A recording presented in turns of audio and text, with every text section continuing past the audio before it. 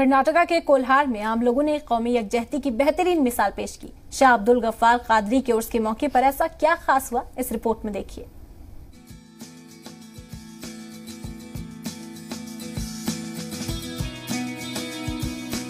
कर्नाटका के बीजापुर के करीब खकाहे गफ्फारिया की जानिब से हर साल की तरह इस साल भी उर्स मनाया गया।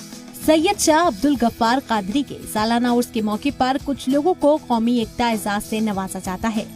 खास बात यह है कि अपने सूबे में बेहतरीन काम करने के लिए बारी बारी से हिंदू और मुसलमान को यह एजाज दिया जाता है। अलहाज हजरत शाह मोहम्मद अब्दुल गफ्फार कादरी उर्फ अलाहाबाद मौलाना के नाम से ये उर्स की तकरीब कोल्हार में होती है।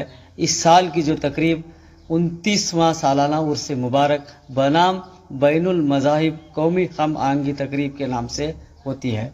मुझे अच्छा उससे मुझे एक दिल को सुकून मिलता था कि मैं कुछ न कुछ लोगों में अच्छा पैगाम दे रहा हूँ। खुदा मेहरबान हो गए अर्शे बरी पर।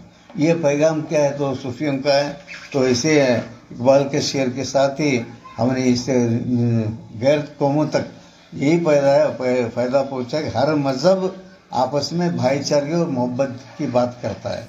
इसकी दूसरी खास बात यही है कि इसे हिंदू और मुसलमान दोनों मिलकर मुनाकिद करते हैं।